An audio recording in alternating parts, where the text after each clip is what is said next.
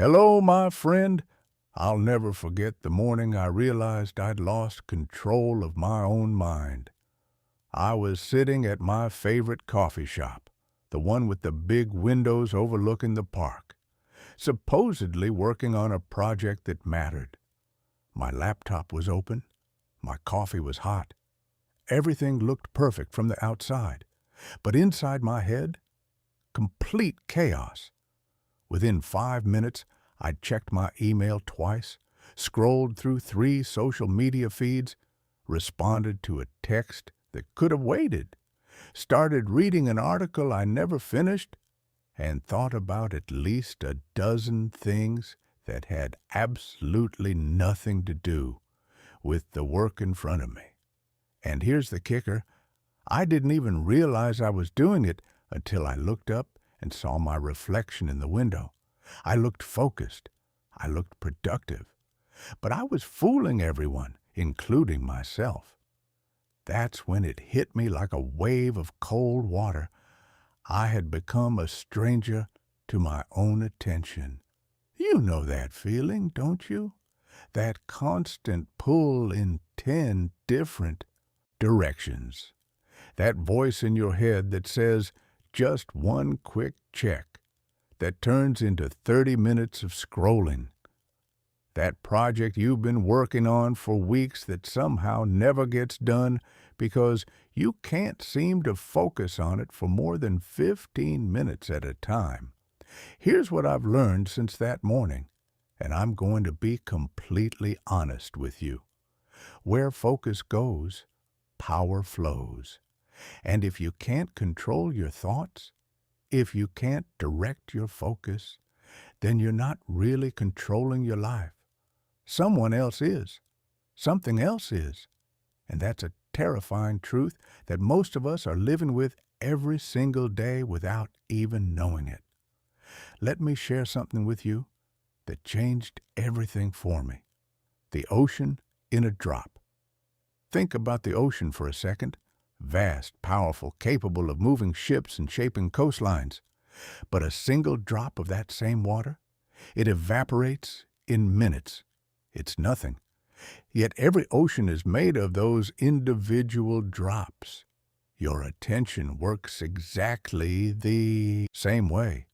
When your focus is scattered, a drop here, a drop there, it evaporates before it can create any real impact.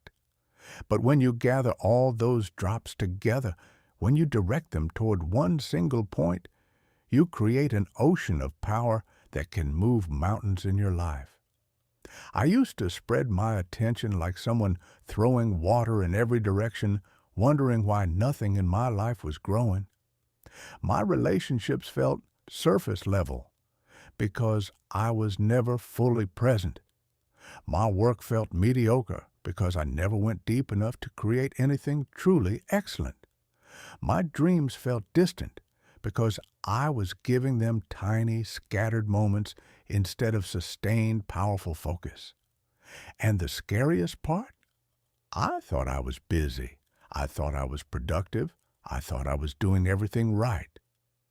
But I was just drowning in my own distracted mind.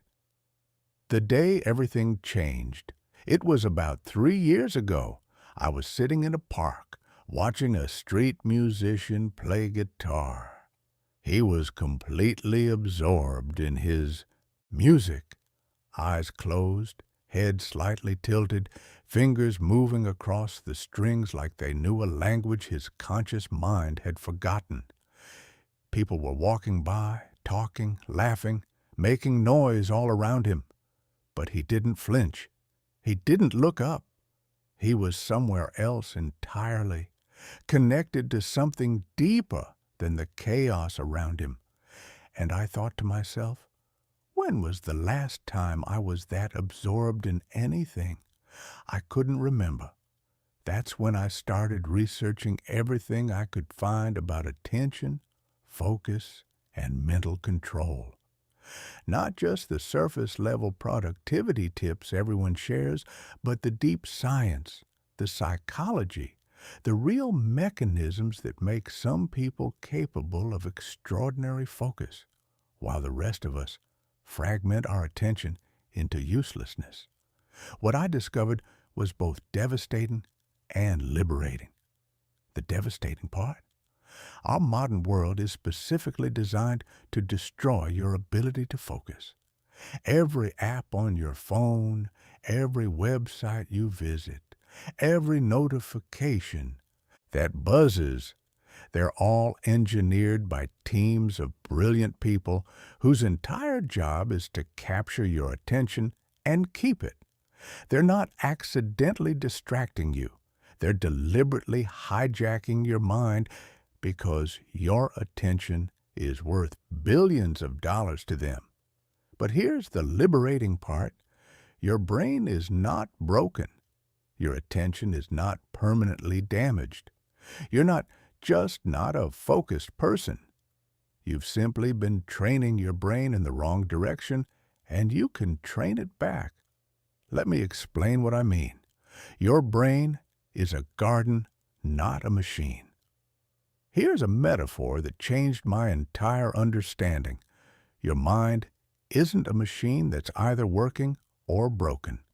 It's a garden that grows whatever you plant and nurture. Right now, you might have a garden full of weeds, distraction weeds, anxiety weeds, procrastination weeds. But those weeds didn't appear because you have a bad garden. They appeared because that's what got watered. That's what got attention. That's what got fed. Every time you give in to a distraction, you're watering the distraction seeds. Every time you check your phone when you should be focusing, you're feeding the scattered attention plants. Every time you let your mind wander instead of gently bringing it back to what matters, you're cultivating chaos instead of clarity. But, and this is crucial, every time you choose focus over distraction, you're planting different seeds.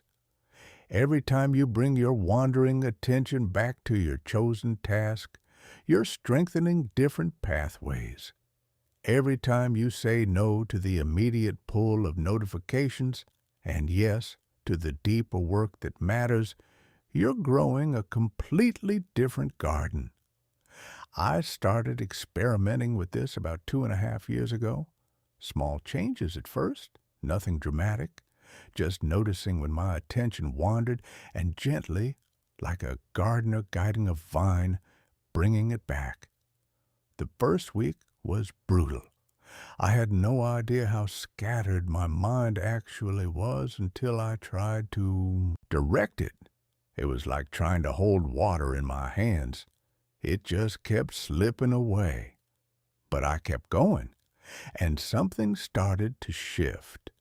The invisible epidemic nobody's talking about. Here's something that shocked me when I started digging into the research. The average person now has an attention span shorter than a goldfish. I'm not exaggerating. Studies show that the average human attention span has dropped to about 8 seconds. Goldfish, 9 seconds. Think about that. We've literally trained ourselves to have less sustained attention than a fish swimming in a bowl. But it gets worse. Do you know how many times the typical person checks their phone in a day? I used to think maybe 20 or 30 times. The actual number? Over 90 times. That's basically once every 10 minutes during waking hours. And here's the part that crushed me when I learned it. Every single time you get distracted, your brain needs about 23 minutes to fully return to the level of focus you had before the interruption. 23 minutes. Do the math with me. If you're getting interrupted or distracted every 10 minutes, you're literally never actually focused. You're living in a state of permanent partial attention, like trying to listen to 5 conversations at once and wondering why you can't understand any of them. I was living this way for years without realizing it, working hard but never deeply, busy, but never truly productive, always moving, but never actually making meaningful progress. And I blamed myself.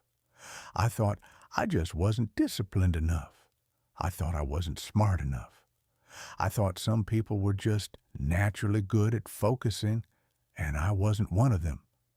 But that's not how it works. Focus isn't a personality trait you're born with or without. It's a skill you develop, a muscle you build, a garden you cultivate. The people who figured it out, I started studying people who seemed to have cracked the code. Not just productivity gurus selling courses, but actual high performers in different fields. Writers who could work for hours without distraction.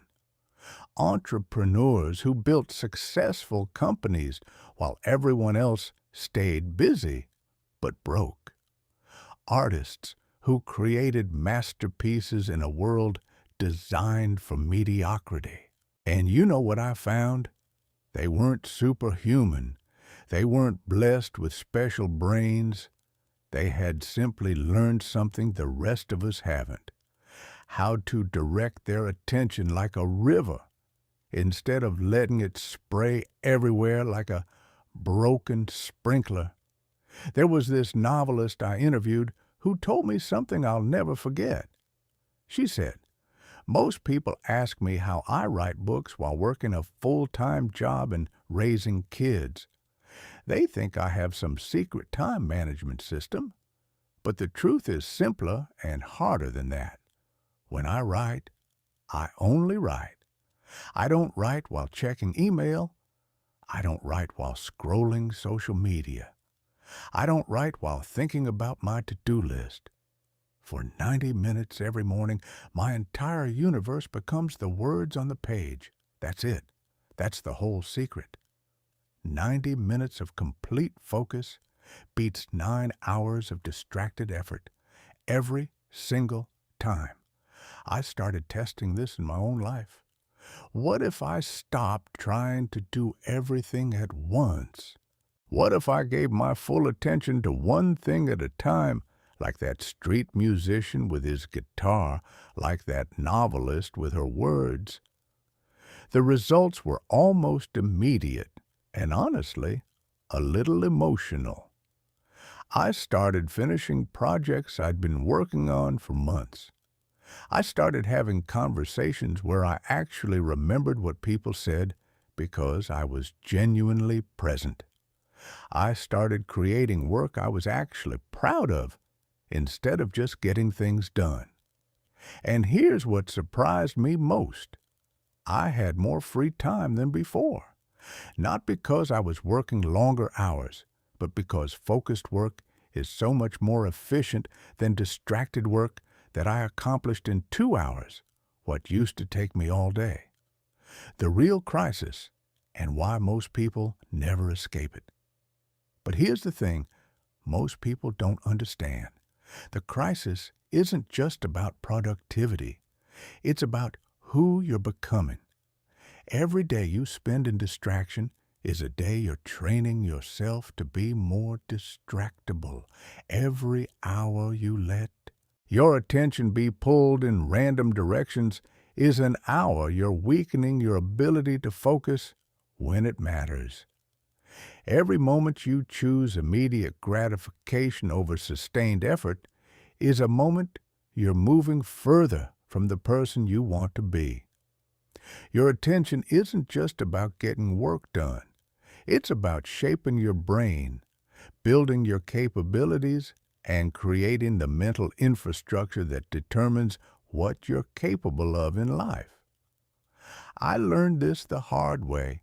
I spent years wondering why I couldn't seem to learn new skills as easily as I used to, why relationships felt more shallow, why I felt constantly overwhelmed despite not actually accomplishing much, why I could read an entire book and barely remember what it said. It wasn't because I was getting older or less capable. It was because I'd trained my brain for fragmentation. I'd spent thousands of hours practicing distraction, and I'd gotten really, really good at it. The good news? The same neuroplasticity that made me distractible could make me focused. The same brain that learned to scatter could learn to concentrate. The same mind that forgot how to go deep could remember. But it required something most people aren't willing to do. It required me to fight back against the entire modern infrastructure designed to fragment my attention. Fighting back against the attention thieves. Let me be brutally honest with you. Your phone is not your friend. Social media is not connecting you. Email is not making you productive. These tools have a job, and that job is to capture as much of your attention as possible and convert it into profit for companies you'll never meet. They're incredibly good at this job. They employ neuroscientists and behavioral psychologists. They run thousands of experiments to find exactly what makes you click, scroll, and stay engaged. They've turned your attention into a commodity, and they're selling it to the highest bidder. This isn't about being anti-technology. I love technology. I use it every day. But I had to completely change my relationship with it. I remember the day I turned off all my notifications. All of them. Email, social media, news apps, everything. My phone suddenly became quiet. At first, it felt weird. I felt like I was missing something.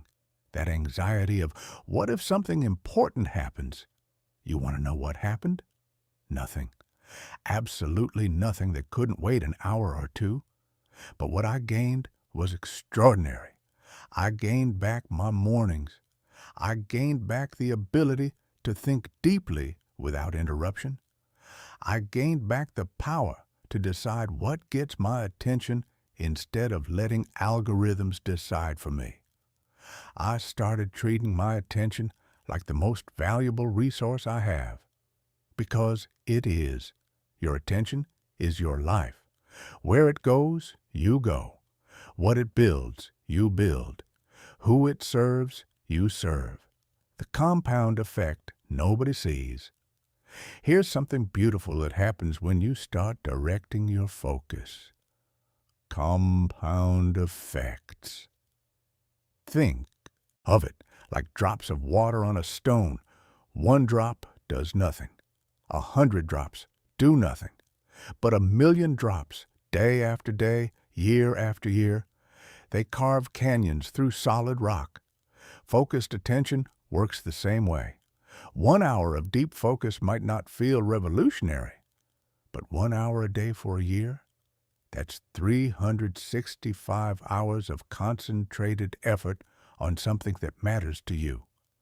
That's enough to learn a new language, build a business, write a book, master a skill, transform your health, or revolutionize your career. But most people never experience these compound effects because they never sustain focus long enough to generate momentum. They work in scattered fragments, constantly starting over, never building on previous effort. I used to be the king of starting things and never finishing them. My computer was full of half-written projects. My mind was full of half-learned skills. My life was full of half-built dreams. But when I started giving sustained focus to fewer things, magic happened. Skills that seemed impossible suddenly became accessible.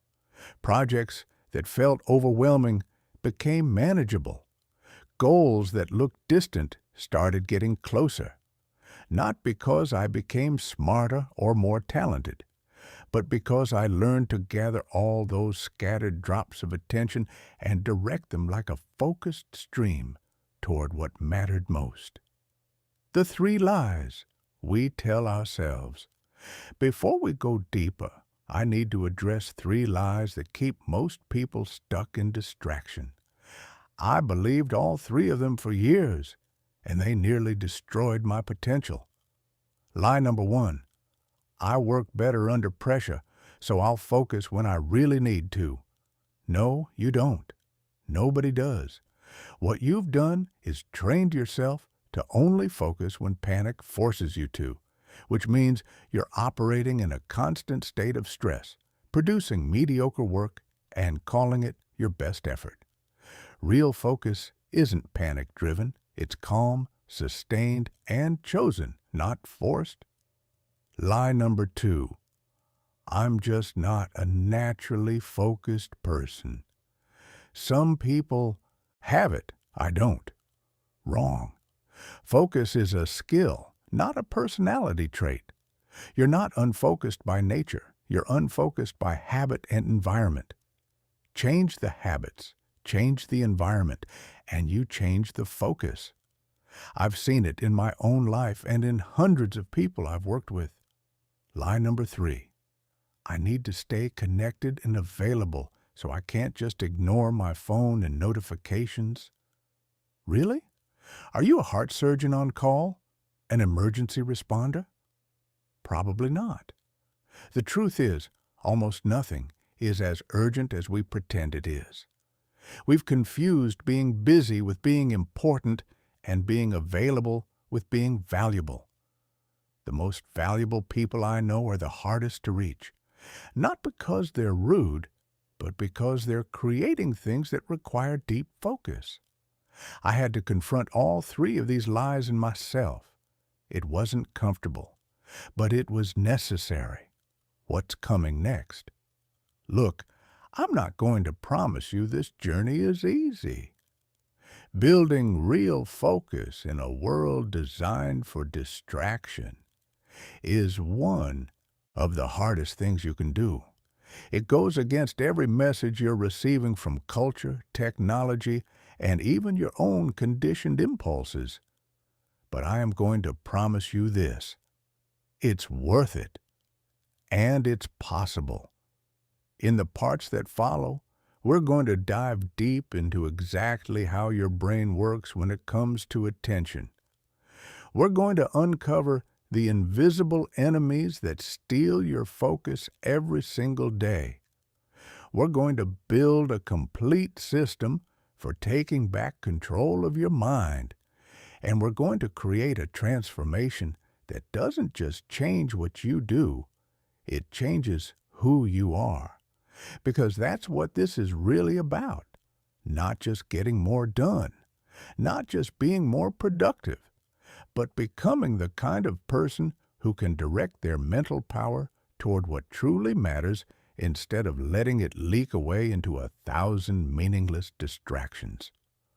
Where focus goes, power flows, and you're about to learn how to control both. The question is, are you ready to take back your mind? Let me tell you about the day I discovered I'd been fighting the wrong battle. I was in my 3rd month of trying to fix my focus. I'd read all the books, downloaded all the apps, tried every productivity technique I could find. Pomodoro timers, time blocking, morning routines. You name it, I tried it. And you know what? Nothing was working, not really. Sure, I'd have good days here and there, days where I felt productive and focused. But they were random, unpredictable, like catching lightning in a bottle. I couldn't figure out why some days I could concentrate for hours and other days I couldn't focus for 5 minutes. That's when I met Marcus, a neuroscientist who studies attention disorders. We were at a mutual friend's dinner party, and I mentioned my struggles. What he told me changed everything. "You're not broken," he said, leaning back in his chair. "Your brain is doing exactly what it was designed to do. The problem is, it was designed for a world that doesn't exist anymore. Your Stone Age brain in a digital age world. Here's what Marcus explained to me, and I need you to really hear this because it's the key to understanding everything that comes next. Your brain, the same brain you're using right now to read these words, evolved over hundreds of thousands of years in an environment completely different from the one you're living in. Back then, survival meant paying attention to everything. That rustling in the bushes could be food, or it could be something that wants to make you food. Either way, you needed to notice it immediately. So your brain developed this incredible system for detecting new stimuli. Anything new, anything different, anything that changes, your brain automatically shifts attention to it. This is called the novelty bias, and it kept your ancestors alive. But here's the cruel irony. That same system that once saved lives is now destroying your ability to focus. Because now, you're not living in a savanna where novelty appears every few hours. You're living in a digital environment where novelty appears every few seconds.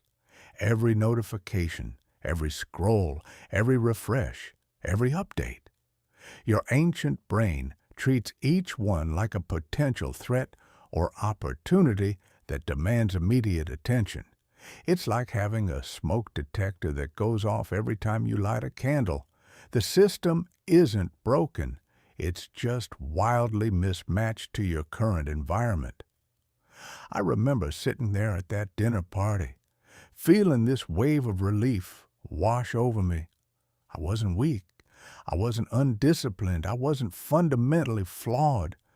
I was just a human being with a Stone Age brain trying to navigate a digital age world without understanding the rules. The dopamine trap and why willpower always fails. But Marcus wasn't done blowing my mind. He started explaining the neurochemistry of distraction, and suddenly everything made sense. Every time you check your phone and see something new, a like, a message, an update, your brain releases a little hit of dopamine. Dopamine is often called the reward chemical, but that's not quite accurate. It's more like the anticipation of reward chemical. It's what makes you want to check, click, scroll, and seek. And here's the devastating part. The dopamine system in your brain doesn't care if what you're seeking is actually valuable. It just wants the hit. It wants the novelty. It wants the next thing. So every time you give in to distraction, every time you check your phone just for a second, every time you open social media just to see what's happening, you're not just wasting time. You're training your brain to crave distraction. You're strengthening the neural pathways that make you more distractible. You're literally rewiring yourself to be worse at focusing. This is why willpower doesn't work. You're not fighting against a bad habit.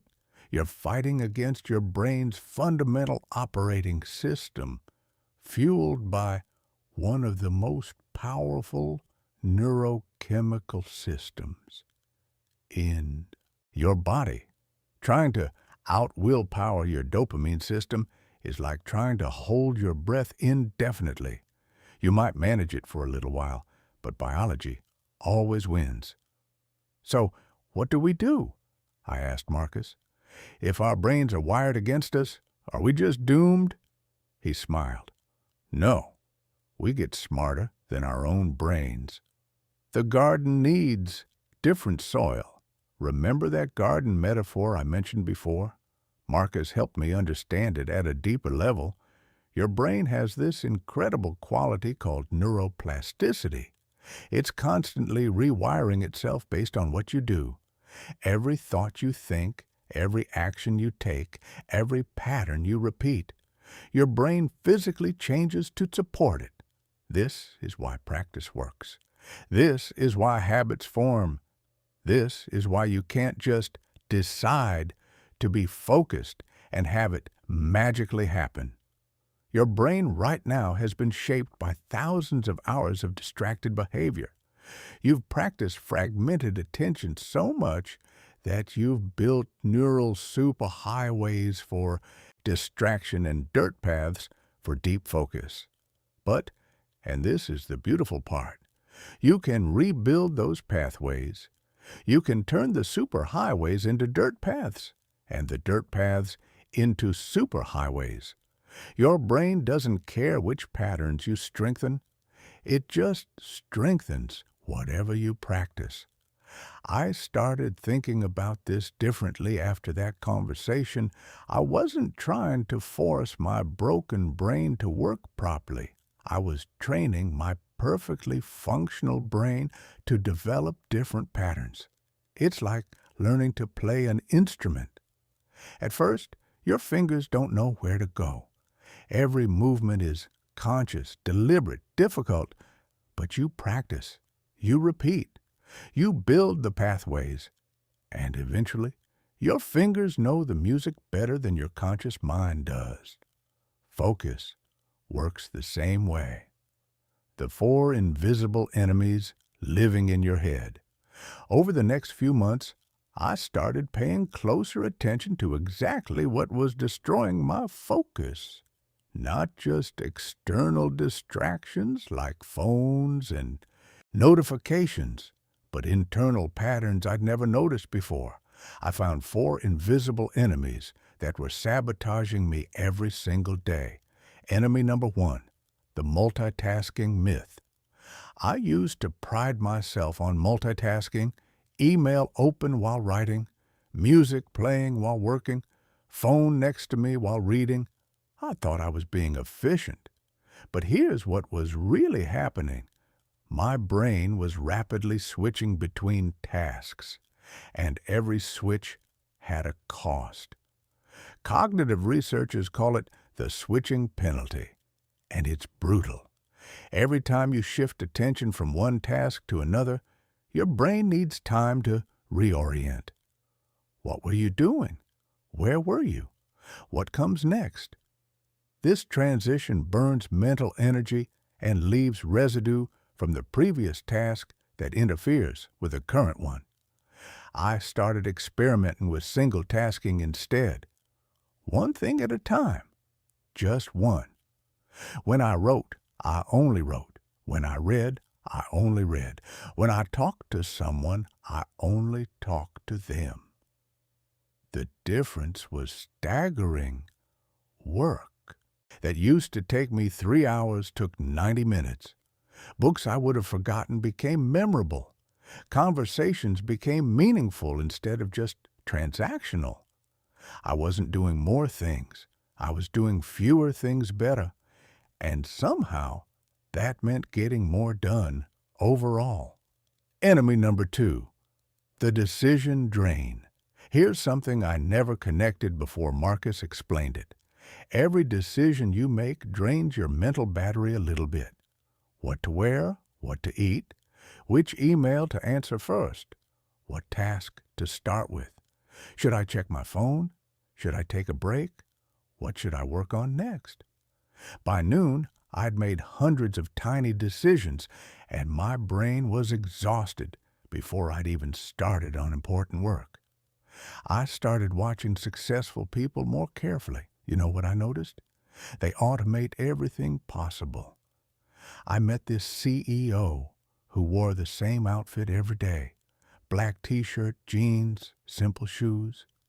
When I asked him about it, he said, I make about 50 real decisions every day that actually matter to my company. I'm not wasting mental energy deciding what to wear. I started applying this. Same breakfast every morning, same workout routine, same work schedule, same evening wind-down ritual. Not because I'm boring, but because I realized decision fatigue was killing my ability to focus when it mattered. Enemy number 3, the constant connection addiction. This one hurt to admit, but I was addicted to my phone, not in a I use it a lot way, in an actual my brain chemistry has been altered to crave it way. I started tracking how often I checked it. The results were horrifying, over 100 times a day. Sometimes I'd pick it up, unlock it, stare at the screen, and put it down without even remembering why I grabbed it. It was pure habit, pure addiction. My brain had been trained to seek that little dopamine hit so thoroughly that I was doing it unconsciously. The research backs this up. Studies show that just having your phone visible, even face down, even on silent, reduces your cognitive capacity. Part of your brain is always monitoring it, waiting for it, unable to fully commit to whatever else you're doing. I started an experiment. Phone in another room during work sessions, completely out of sight. At first, I felt genuine anxiety. What if someone needs me? What if I miss something important? What if there's an emergency? You know what happened? Nothing. No emergencies, no missed opportunities, no disasters. But what I gained was extraordinary. For the first time in years, I experienced what it felt like to be completely present with my own thoughts. No interruptions, no background anxiety, no fractured attention. It was like coming up for air after being underwater for years. Enemy number 4, the chaos of clutter. I never thought my environment had much to do with my focus until I tried working in different spaces. In my normal office, cluttered desk, papers everywhere, random objects competing for visual attention, my focus was scattered. My eyes kept wandering to different things. My mind kept thinking about the unfinished tasks those objects represented. But when I tried working in a completely clean space, nothing on the desk except my computer and a notebook, something shifted. My mind felt clearer. My thoughts felt more organized. My focus felt sharper. It turns out there's actual science behind this. Visual clutter creates cognitive load. Your brain has to process and filter out all those visual stimuli, which uses mental energy that could be going toward your actual work. I started treating my workspace like a focusing tool. Everything had a purpose. Everything that didn't directly support the work I was doing got removed. My desk became a launching pad for deep work instead of a museum of distraction. Building your mental immune system. Once I understood these enemies, I could fight them strategically instead of just trying harder with willpower. I started thinking of it like building an immune system for my attention. Your physical immune system doesn't fight every virus through pure effort. It builds defenses, recognizes patterns, automates responses. I needed to do the same for my mental life. First, I redesigned my environment to support focus instead of fighting it. Phone in a drawer during work. Notifications completely off. Not just silenced, but actually disabled. Apps I compulsively checked got deleted from my phone entirely. If I needed them, I could access them on my computer during designated times. Second, I automated decisions wherever possible. Morning routine became a ritual, not a series of choices. Work schedule became structured, not negotiated with myself every day. Even meal planning became systematized. Third, I started tracking my natural focus rhythms. I noticed I had about 3 hours of peak mental clarity in the morning. That became sacred time. No meetings, no email, no distractions. Just deep work on whatever mattered most. Fourth, I built recovery into the system. I used to think breaks were wasted time.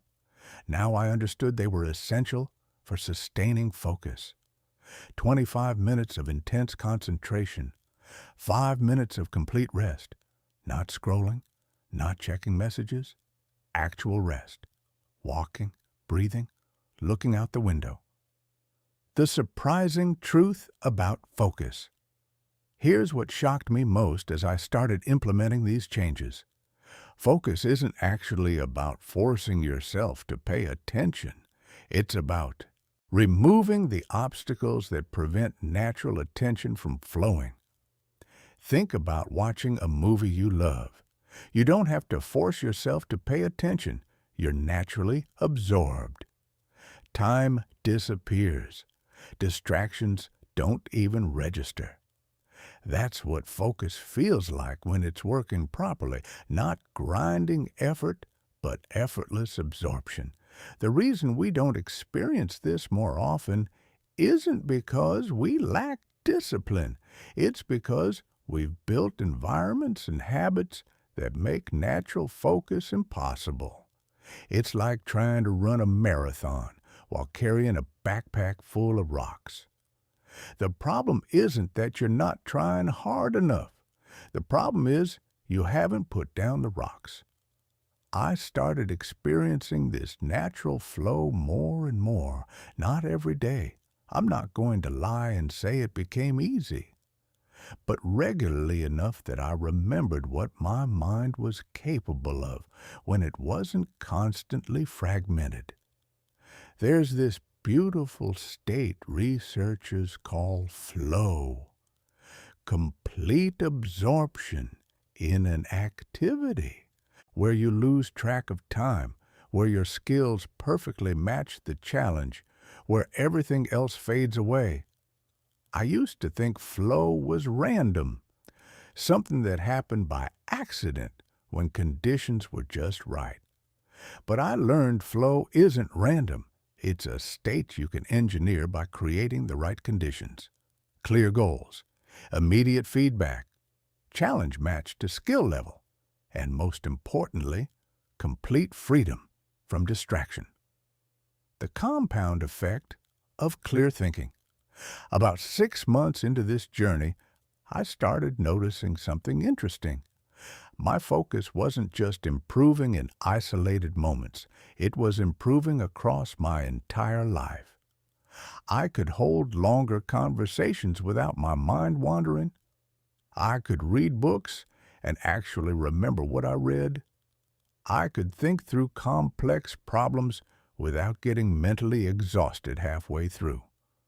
It was like I'd been living with a dimmer switch on my brain, and someone finally turned it up to full brightness. But the most surprising change, my emotions became more stable. I didn't realize how much my scattered attention was affecting my emotional state until it improved. All that constant task switching, all that dopamine seeking, all that fractured focus, it was creating a baseline state of low-level anxiety that I just accepted as normal. When my attention stabilized, my emotions did too. I felt calmer, more present, more capable of handling challenges without getting overwhelmed. I started to understand something profound. Control your thoughts, and you control your life. Not because thoughts are magic, but because focused thinking is the foundation of everything else. Focused thinking leads to better decisions. Better decisions lead to better actions. Better actions lead to better results. Better results lead to more confidence. More confidence leads to bigger challenges. And bigger challenges lead to bigger growth. It's a compound effect that starts with something as simple and as difficult as learning to direct your attention. What I wish I'd known earlier. Looking back now, I wish someone had told me 3 things at the beginning of this journey. First, it's going to feel uncomfortable. Your brain is going to fight you. You're going to feel anxious when you put your phone away. You're going to feel bored when you first try to sustain attention. You're going to feel like you're missing something when you disconnect from the constant stream of information. That discomfort isn't a sign you're doing it wrong. It's a sign you're doing it right. You're retraining years of conditioning. Of course it feels weird. Second, progress isn't linear. You'll have breakthrough days where focus feels effortless. Then you'll have days where you can barely concentrate for 10 minutes. This doesn't mean you're failing. It means you're human. Your brain is reorganizing itself, and that process has ups and downs. Third, this isn't about perfection. It's about direction. You don't need to become a meditation monk who never gets distracted. You just need to gradually shift the balance from mostly distracted with moments of focus to mostly focused with moments of distraction. That shift changes everything. The power you're about to unlock. Here's what I want you to understand before we go deeper. Everything we've talked about so far is just the foundation. Understanding how your brain works, identifying the invisible enemies, building your mental immune system, these are necessary, but they're not sufficient. In the next part, we're going to build the actual systems that transform understanding into mastery. We're going to create your personal architecture for sustained focus.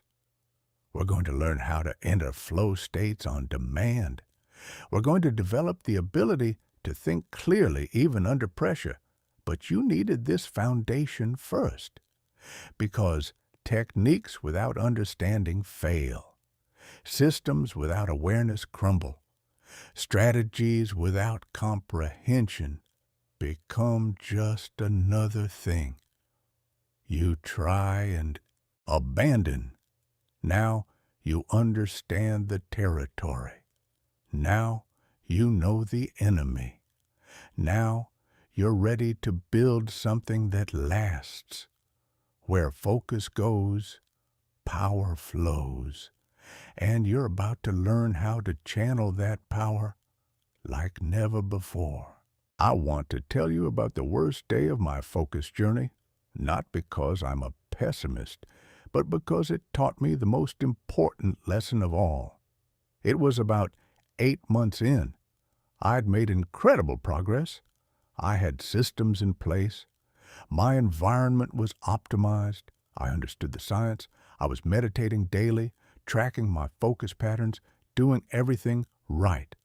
And then I had a day where absolutely nothing worked. I sat down to do deep work, and my mind was like a wild horse, racing thoughts, jumping from idea to idea, unable to settle on anything for more than 30 seconds. Every technique I'd learned felt useless. Every system I'd built felt like it was made of paper. I wanted to quit. I wanted to throw my hands up and say, "See, I'm just not cut out for this. Some people can focus, and I'm not one of them." But then I remembered something my friend Sarah had told me.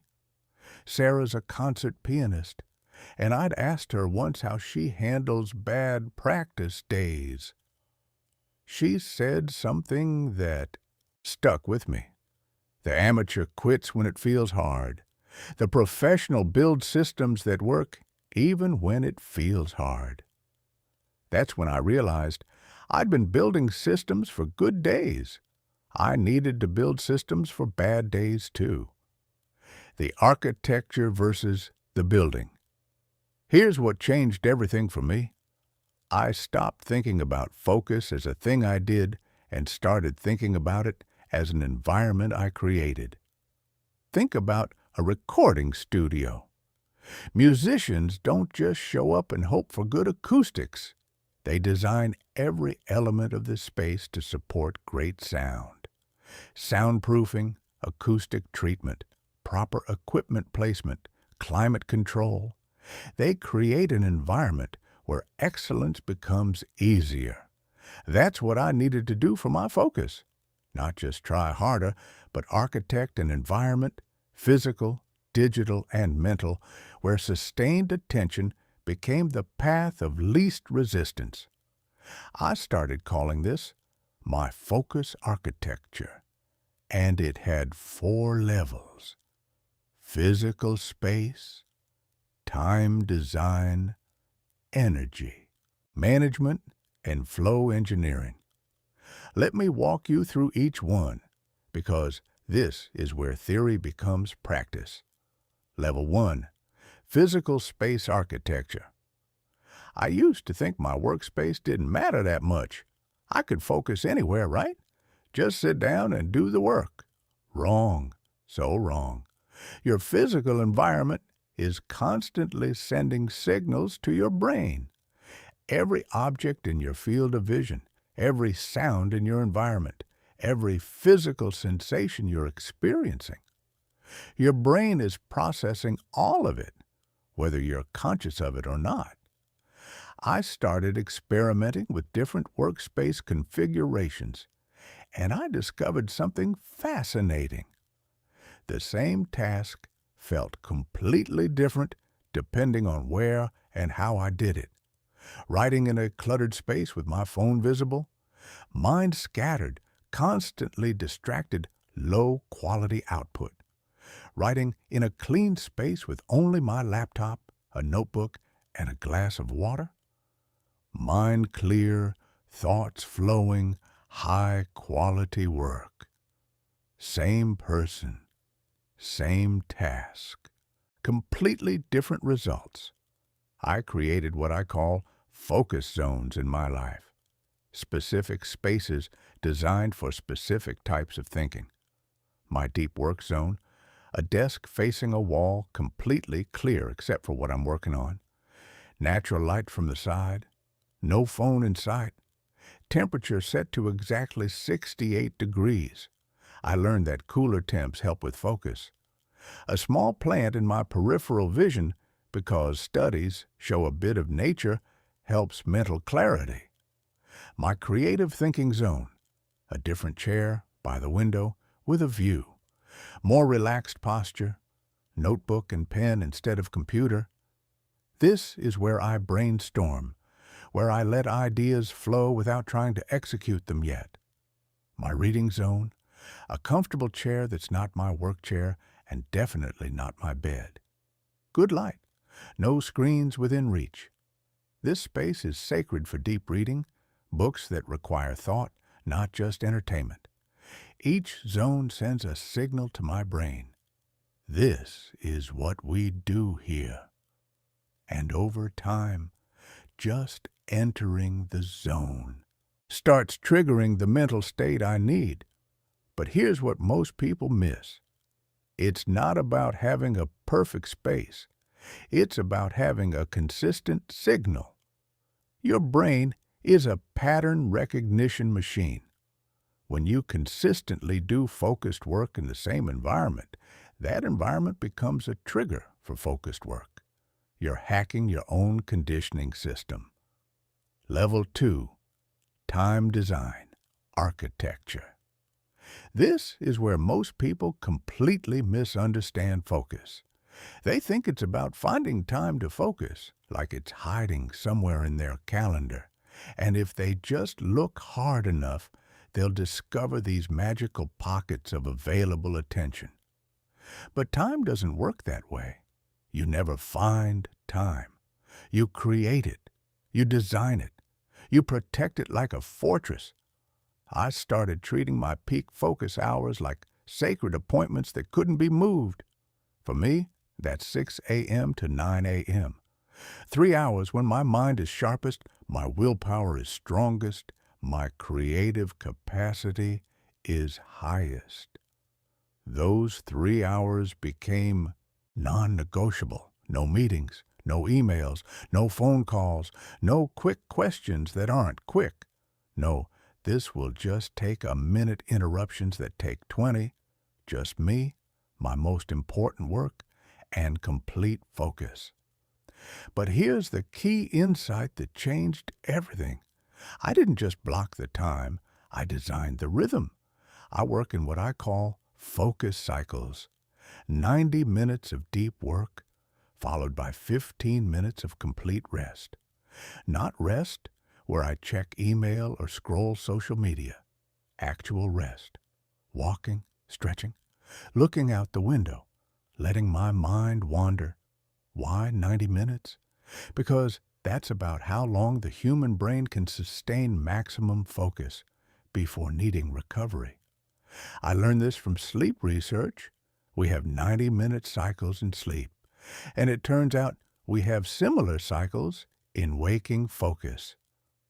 Fighting against these natural rhythms is like swimming against a current. Working with them is like catching a wave. During those 15-minute breaks, something magical happens.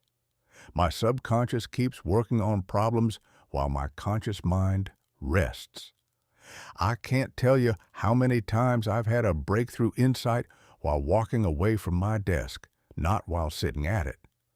The break isn't wasted time. It's part of the work. Level 3, Energy Management Architecture. Here's something nobody told me. Focus isn't just about attention, it's about energy. You can have perfect environment and perfect time blocks. But if you're running on 4 hours of sleep and 3 cups of coffee, your focus is going to be garbage. I learned this the hard way after a week of terrible sleep. All my systems fell apart. All my techniques failed. My brain just didn't have the fuel it needed to sustain attention. That's when I started treating sleep like a performance tool, not just something that happens when I'm tired. I created a sleep architecture, same bedtime every night, even on weekends. Bedroom completely dark. I mean, blackout curtains covering every LED light dark. Cool temperature, no screens for an hour before bed. At first, this felt restrictive, like I was missing out on late nights and spontaneous plans.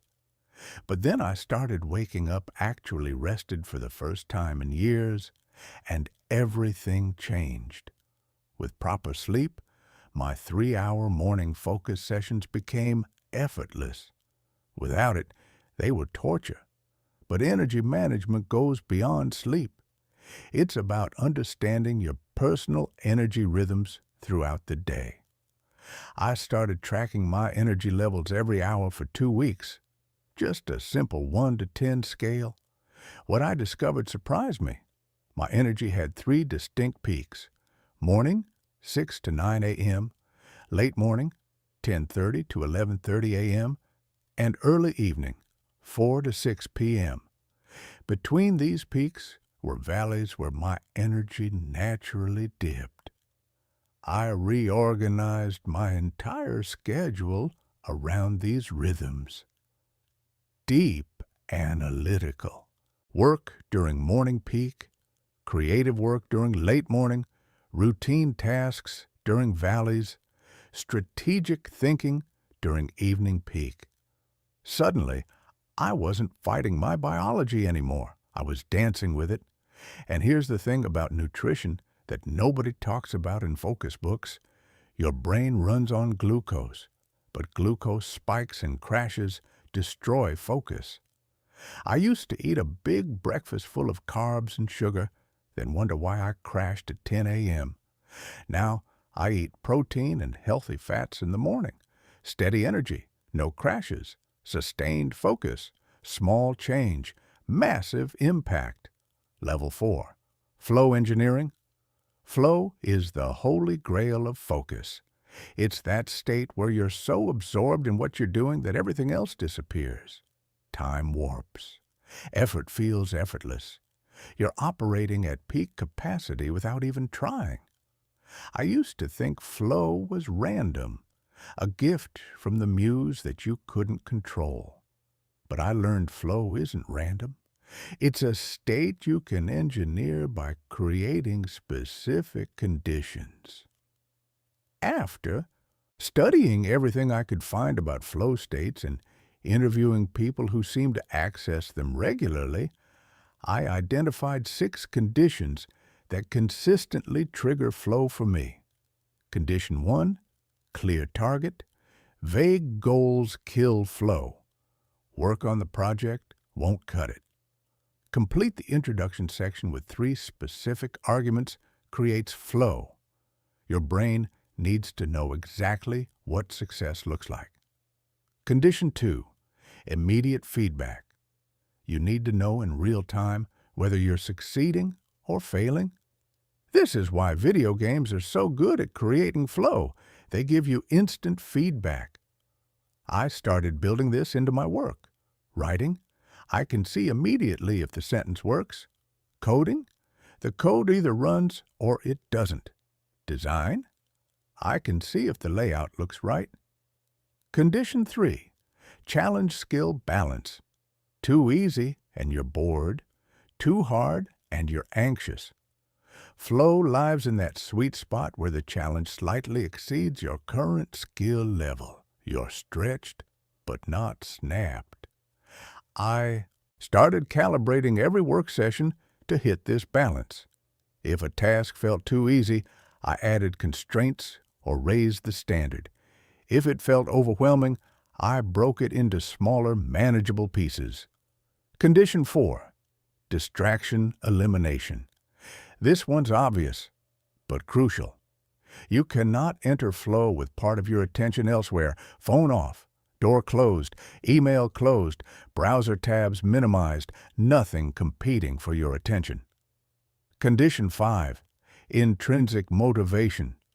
Flow requires genuine interest.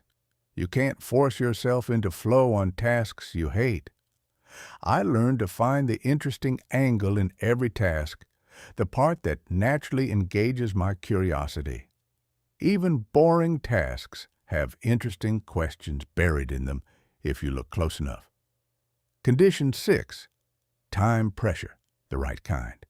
Not panic, not stress, but a gentle time container that creates urgency without anxiety.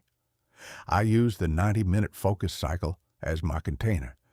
I know I have 90 minutes to make progress, and that's it.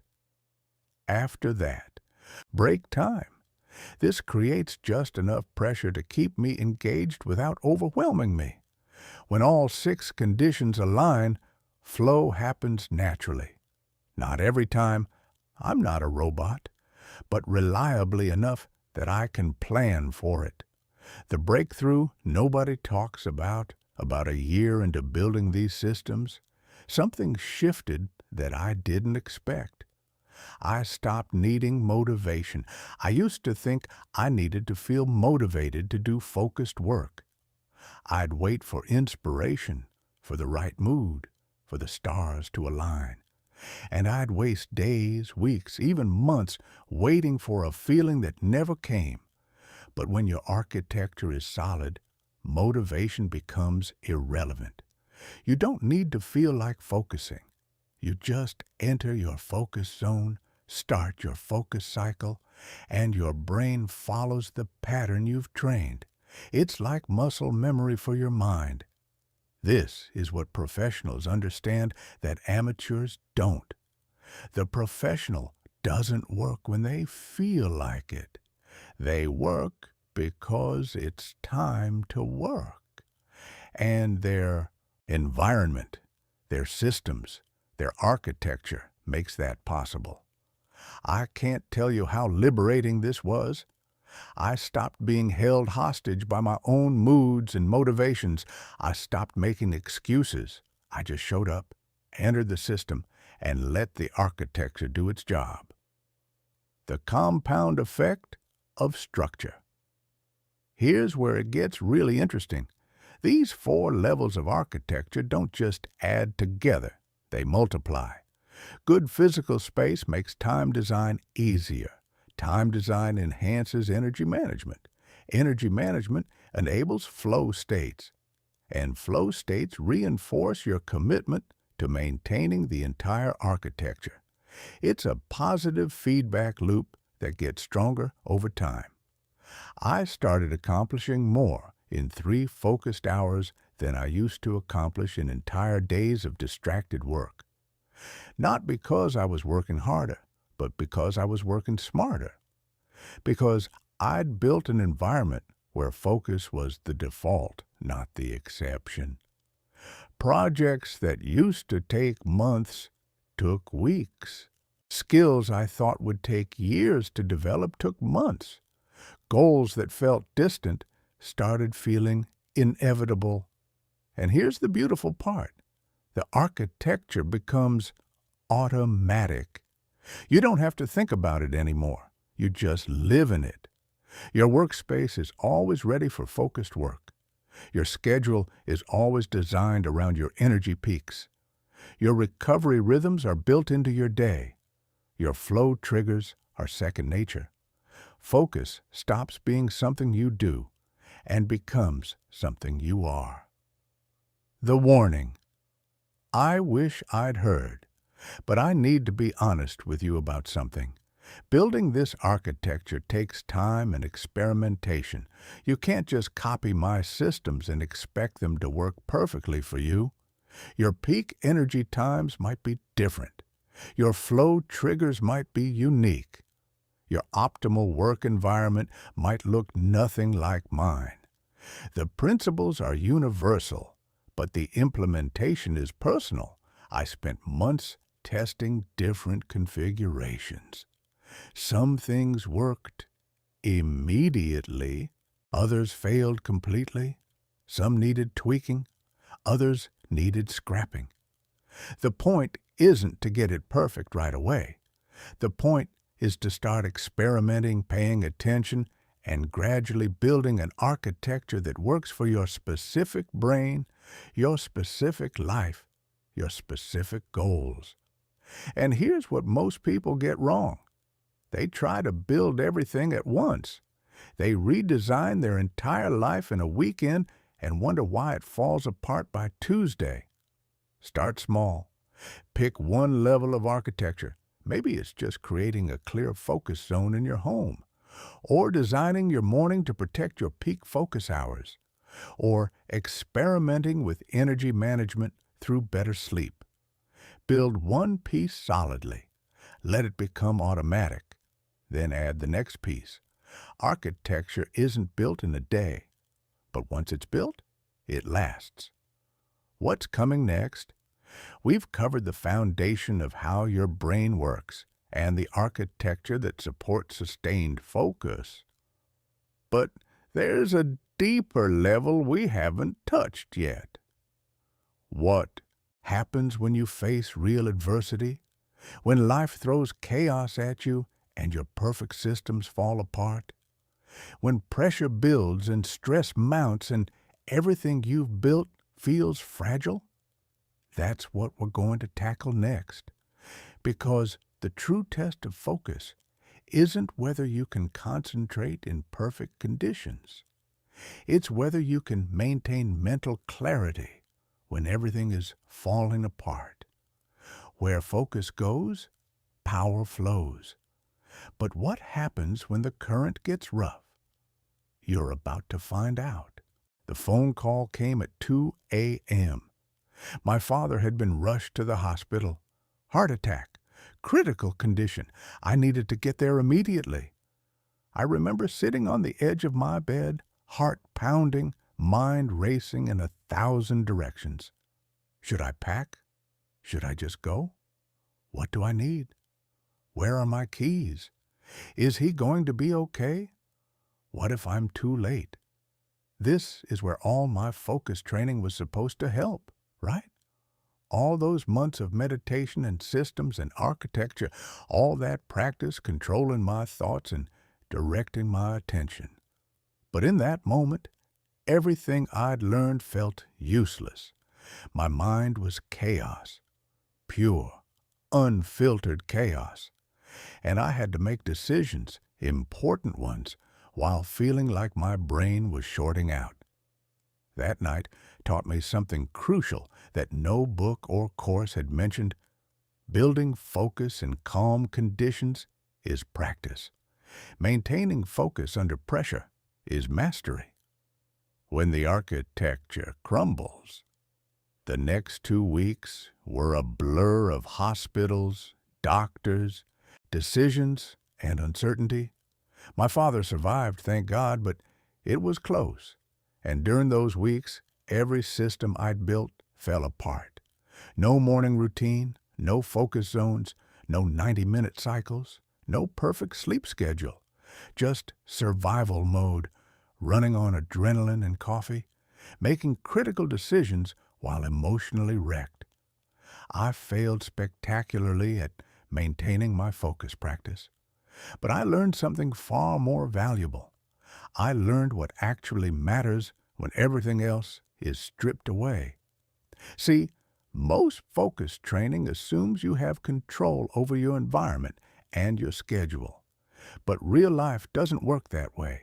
Real life brings chaos, crisis, pressure, situations where you can't just put your phone in another room and work in perfect silence.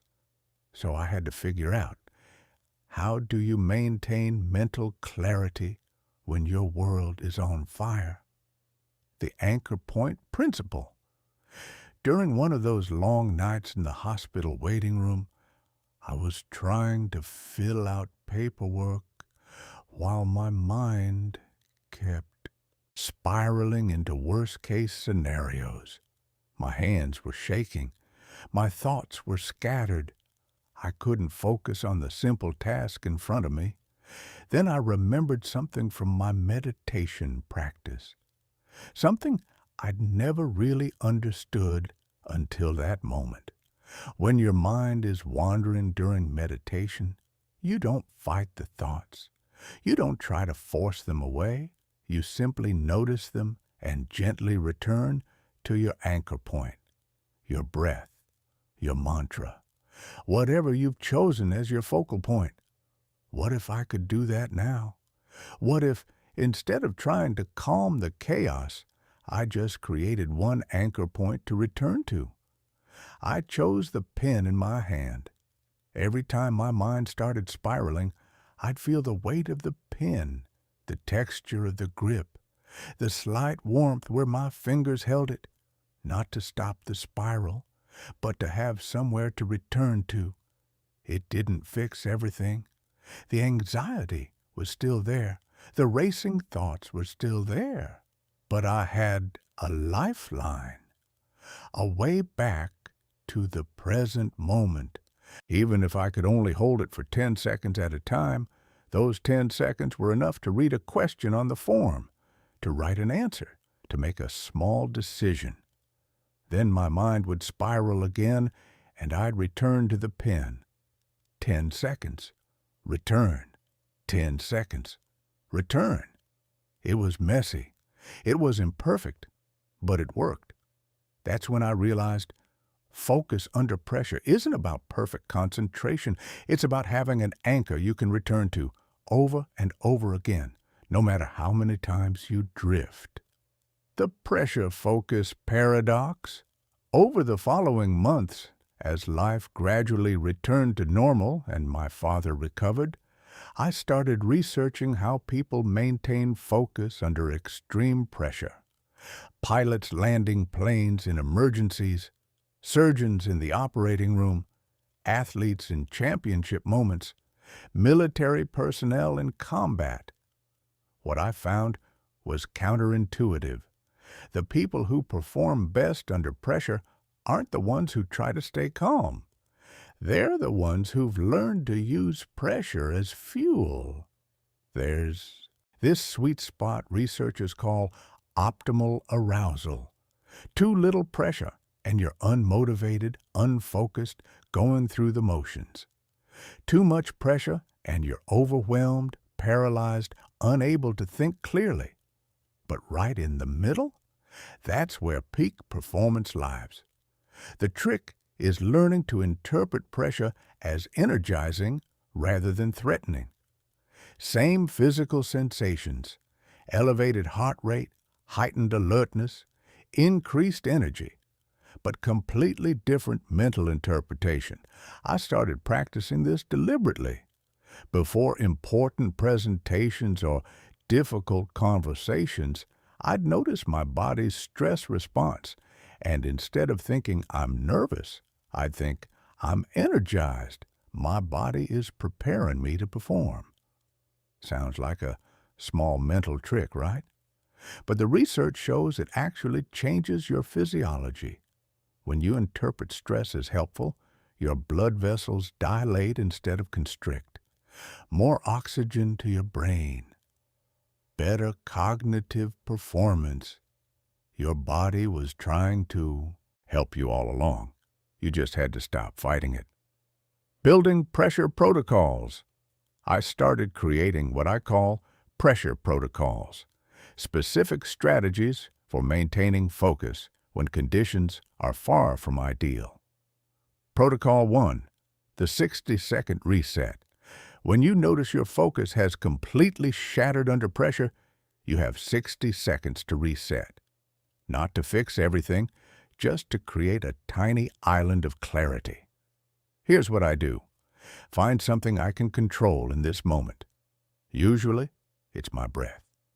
6 deep breaths. In for 4 counts, hold for 4, out for 6. That's about 60 seconds. I'm not trying to relax. I'm not trying to calm down completely. I'm just creating 1 minute where I'm in control of something, one thing. That's enough to start thinking clearly again. Protocol 2, the next right action. When I'm overwhelmed by everything I need to do, I stop trying to figure out the whole plan.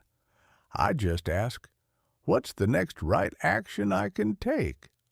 Not the next 10 things. Not the perfect strategy. Just one concrete action I can take in the next 5 minutes. During my father's hospital stay, this saved me repeatedly. I couldn't control his health. I couldn't control the medical outcomes. But I could make one phone call, fill out one form, ask one question. Next right action. Then the next. Then the next. You can't eat an elephant in one bite, but you can eat it one bite at a time. Same with overwhelming situations. Protocol 3, the pressure compartment. I learned this from a trauma therapist I interviewed. When you're dealing with intense emotions that threaten to overwhelm you, you don't have to solve them right now. You can compartmentalize, not suppress, not deny, but consciously set aside for a specific time. I tell myself, I have 45 minutes to make this decision. For these 45 minutes, I'm putting the fear in a box. At 3 p.m., I'll open the box and feel everything I need to feel. But right now, I need to think clearly. And it worked. Not perfectly, but well enough. The key was keeping the promise to myself. At 3 p.m., I'd actually open the box. I'd let myself feel the fear, the grief, the overwhelm. I'd process it, not suppress it. But I did it on my terms, at a time I chose, rather than letting it control when I needed to be clear-headed. The dark night of focus. About 6 months after my father's crisis, I hit what I can only describe as a dark night of the soul. With my focus. Practice. Everything I'd built felt fragile. I'd proven to myself that my systems could crumble under real pressure. I'd seen how quickly months of progress could dissolve when life got hard. And I started wondering, what's the point? Why build all this if it's just going to fall apart when it matters most? I almost quit the whole thing. Almost went back to my old patterns of distraction and scattered attention. At least those didn't feel so fragile. But then I had a conversation with my friend James, who's been meditating for 20 years. I told him about my crisis, about how all my focus training had failed me. He just laughed, not unkindly, but genuinely amused. Failed you? Man, you're misunderstanding the whole point. The practice isn't about never getting distracted. It's about getting better at coming back. You think I never have scattered days? I have them all the time. The difference is I know how to return. That hit me like lightning. I'd been measuring success by how long I could maintain perfect focus. But that's not how any of this works. Success is measured by how quickly you notice when you've drifted and how skillfully you return. Think about physical fitness. You don't measure a marathon runner's success by whether they ever get tired. You measure it by how well they manage fatigue and keep going. Focus is the same. The practice isn't reaching some Zen state where you're never distracted. It's building the muscle that brings you back over and over again for your entire life. The long game, this realization changed my entire relationship with focus training. I stopped expecting perfection. I stopped beating myself up when I had scattered days. I stopped thinking of distractions as failures. Instead, I started seeing every moment of scattered attention as an opportunity to practice returning. Every distraction was a rep in the gym. Every time I caught my mind wandering and brought it back. That was the practice, not the failure. This might sound like I was lowering my standards, but the opposite happened. My actual focus capacity increased dramatically once I stopped demanding perfection. Because here's the thing about perfectionism. It creates so much pressure that you can't perform. You're so afraid of failing that you either don't try or you quit at the first sign of difficulty. But when you accept that focus is a practice, not a destination, when you understand that even the most focused people in the world have scattered moments, suddenly you're free to actually improve.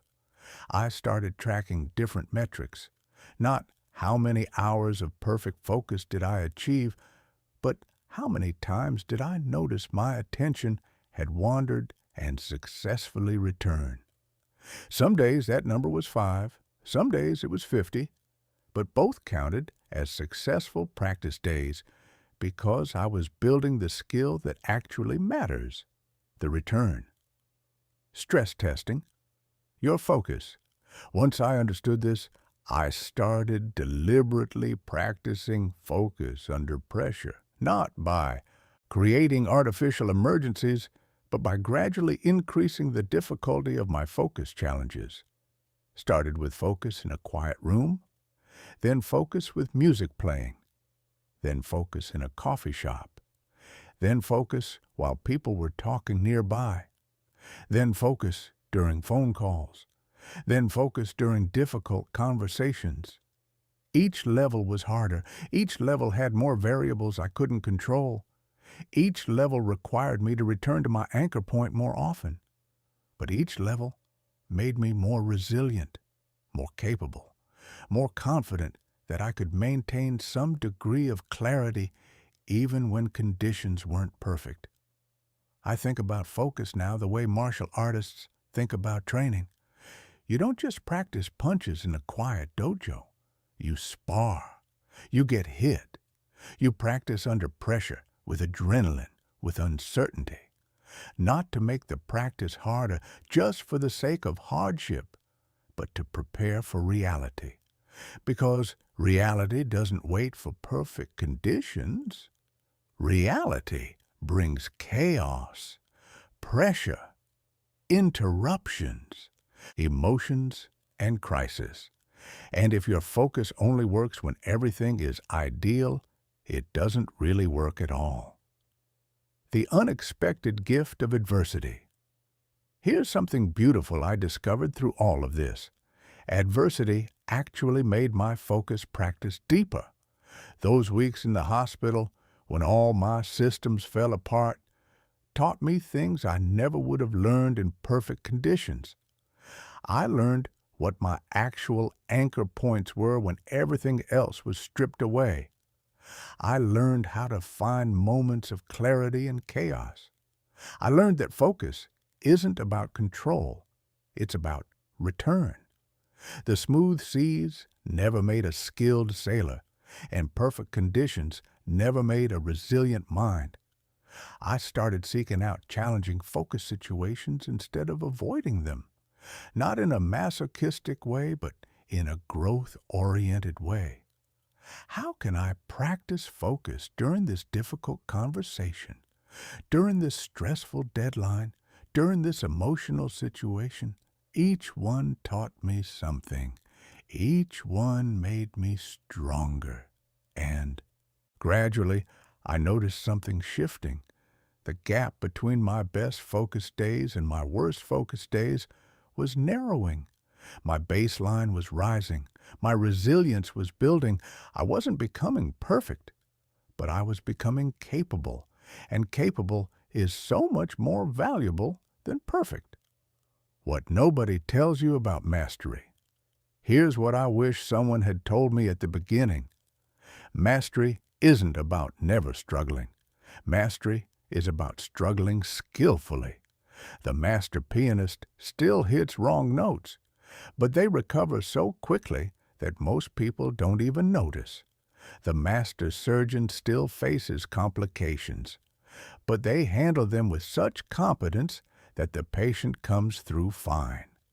The master of focus still gets distracted, but they return so quickly, so consistently, that their overall trajectory stays true even when individual moments wobble. This is what I'm building now. Not perfect focus, but resilient focus. Not distraction-free attention, but return-capable awareness. It's messier than the perfect systems I used to imagine, but it's stronger, more real, more sustainable, because it works in actual life, not just in ideal conditions. Preparing for the storm. I keep my father's hospital scare as a reminder, a benchmark. That was my stress test, my crucible, the moment that revealed what my practice was actually made of. And while I didn't perform perfectly, I performed well enough. I made good decisions under pressure. I maintained enough clarity to handle what needed handling. I returned to my anchor point thousands of times, and each return was a victory. Now I practice with the assumption that another storm is coming, not with fear, but with preparation. I'm building focus skills that work in chaos, not just calm. Because where focus goes, power flows. But real power isn't measured by what you can do when everything is perfect. It's measured by what you can do when everything is falling apart. That's the focus I'm building now. And that's the focus that actually matters. What comes next? We've covered the foundation, the architecture, and the pressure protocols. But there's one final piece we haven't touched: integration. How do you take everything you've learned and weave it into the fabric of your actual life? How do you transform from someone who practices focus to someone who lives focused? That's where we're going next. The final integration, the complete transformation. Where focus goes, power flows. And you're about to learn how to channel that power into every aspect of your existence. There's a moment I think about often. It happened about 18 months into my focus journey on a completely ordinary Tuesday morning. I was sitting at my desk working on a complex problem. The kind of problem that used to make my brain hurt, that used to send me reaching for distractions every few minutes. But that morning, Something was different. I wasn't fighting to focus. I wasn't forcing myself to pay attention. I wasn't using willpower to resist checking my phone. I was just there, present, absorbed, thinking clearly. And then I noticed something that made me stop and smile. I had no idea how long I'd been working. Could have been 20 minutes. Could have been 2 hours. Time had disappeared completely. That's when it hit me. Focus had stopped being something I did. It had become something I was. The transformation was complete, and I hadn't even noticed it happening. The invisible threshold. They don't tell you about this moment in the focus books. The moment when the practice stops feeling like practice and starts feeling like nature. It's like learning to drive. At first, every movement is conscious. Check the mirror, press the clutch, shift the gear, signal, turn. Your mind is overwhelmed trying to coordinate everything, but eventually, something shifts. You're driving down the highway thinking about your day, and your hands and feet are doing everything perfectly without your conscious attention. The skill has been integrated. It's become automatic. Focus works the same way. For months, I was consciously practicing, deliberately choosing my environment, intentionally structuring my time, actively noticing when my mind wandered and bringing it back. But gradually, unconsciously, these practices had woven themselves into the fabric of who I was. I no longer thought about creating a focus zone. I naturally gravitated toward environments that supported concentration. I no longer scheduled my peak focus time. My body just knew when it was time for deep work. The architecture I'd built had become invisible, and that's when I knew it was truly working. The 3 stages of transformation, looking back, I can see the transformation happened in 3 distinct stages, and understanding these stages might help you navigate your own journey. Stage 1, the conscious effort stage. This is where everyone starts. Everything requires deliberate attention and willpower. You have to remind yourself to put your phone away. Force yourself to stick to your schedule. Consciously redirect your attention when it wanders. This stage is exhausting. It feels like you're pushing a boulder uphill. Every day requires effort. Every session requires discipline. I spent about 6 months here, and I won't lie, I almost quit a dozen times. It felt too hard, too forced, too unnatural. But here's what I learned. This stage isn't supposed to feel natural. You're literally rewiring your brain, rebuilding neural pathways, creating new patterns. Of course, it feels awkward and difficult. You're learning a new language, and right now you're still thinking in translation. The key is accepting that this stage is necessary, not fighting against how hard it feels. Stage 2, the conscious competent stage. This is where things start clicking. You're still making conscious choices, but they're getting easier. Your environment starts feeling natural. Your schedule starts flowing. Your returns from distraction get faster. You have good days and bad days, but the good days are becoming more frequent. You can feel yourself getting stronger. You're starting to trust the process. I spent about a year in this stage. It was like that phase in learning a musical instrument where you can play the song, but you still have to think about every note. The music is there, but it's not effortless yet. This is the danger zone where most people quit because they expect mastery by now. They expect focus to feel automatic. And when it still requires some effort, they assume it's not working. But this stage is the work. This is where you're building the foundations that will eventually become automatic. Every conscious choice you make here is programming your future unconscious behavior. Stage 3, the unconscious mastery stage. This is where I am now, where focus has become integrated into who I am rather than something I have to actively maintain. I still have moments of distraction. I still have days that are harder than others, but my baseline has completely shifted. My default mode is now focused attention, not scattered distraction. I no longer think about my focus practice the way I used to. I don't wake up and remind myself to protect my peak hours. I just do it. I don't consciously choose environments that support concentration. I naturally find myself in them. The return from distraction has become so quick and automatic that sometimes I catch my mind wandering and bring it back before I even consciously realize it happened.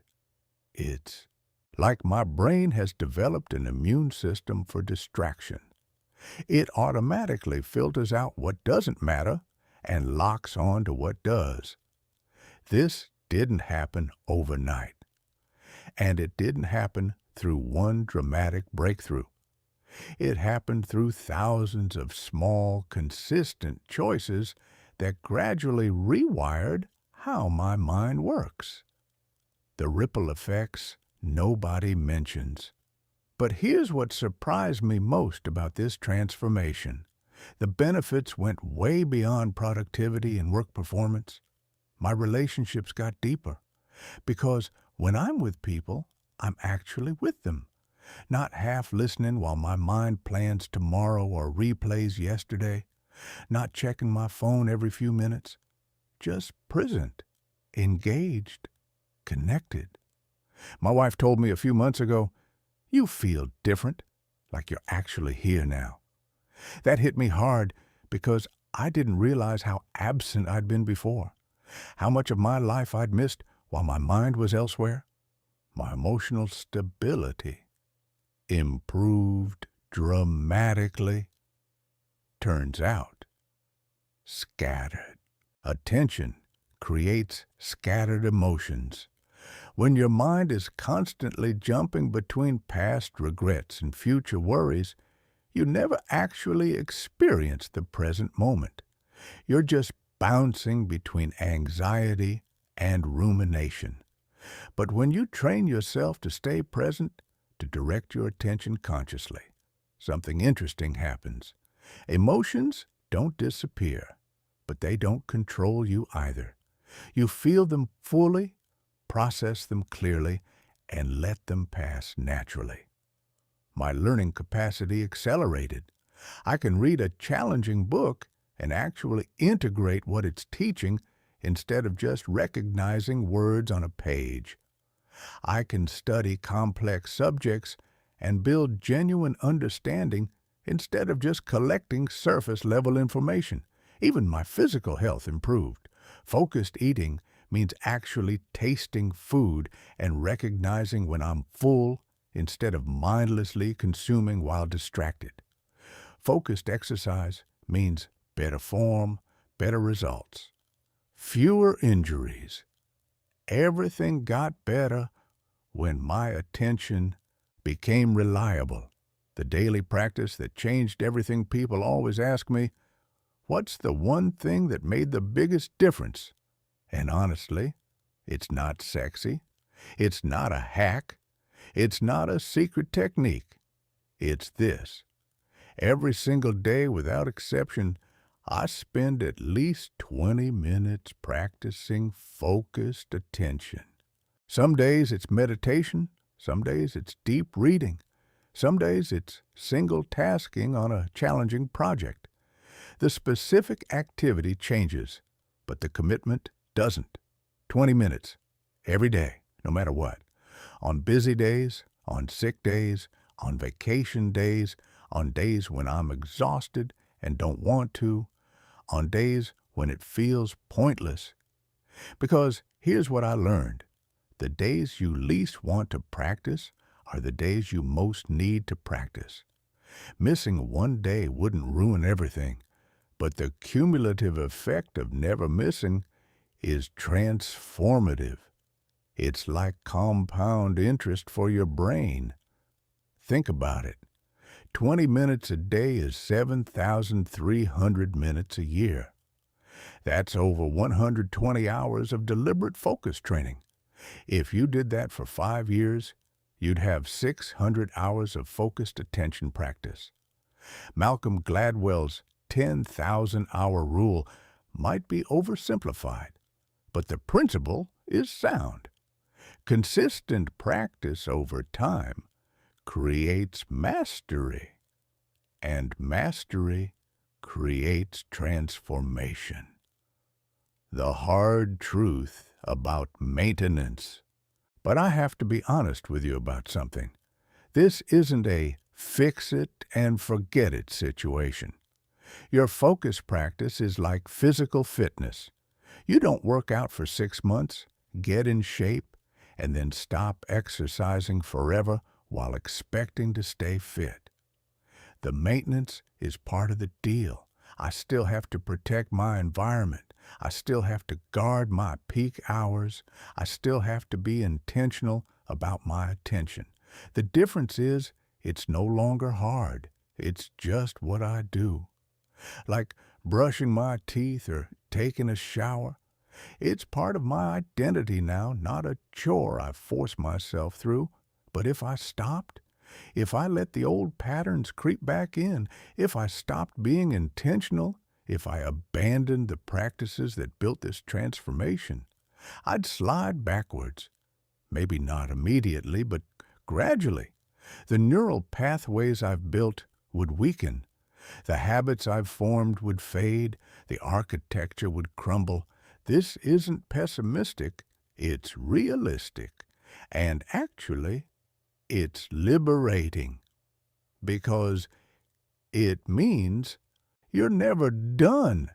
You're never in a position where you have to maintain some impossible standard of perfection. You just have to keep practicing, keep returning, keep choosing focus over distraction. And if you mess up, if you have a terrible week where all your systems fall apart, you just start again. Return to the basics. Rebuild. The practice forgives everything except abandonment. Living in a world designed for distraction. Here's the reality we have to face. The world isn't going to change. Technology isn't going to become less engaging. Social media isn't going to stop being addictive. The attention economy isn't going to voluntarily release its grip on your mind. If anything, it's going to get worse, more sophisticated, more personalized, more effective at capturing and monetizing your attention, which means the skill of controlling your own focus is only going to become more valuable. I think about this a lot. In a world where most people are becoming increasingly scattered, increasingly distracted, increasingly unable to think deeply or sustain attention, the person who can focus becomes rare, valuable, powerful, not because focus makes you superhuman, but because it makes you fully human in a world that's becoming increasingly less so. The ability to think clearly, to be present, to sustain attention on what matters, to create work that requires depth, to build relationships that require presence. These used to be normal human capabilities. Now they're competitive advantages.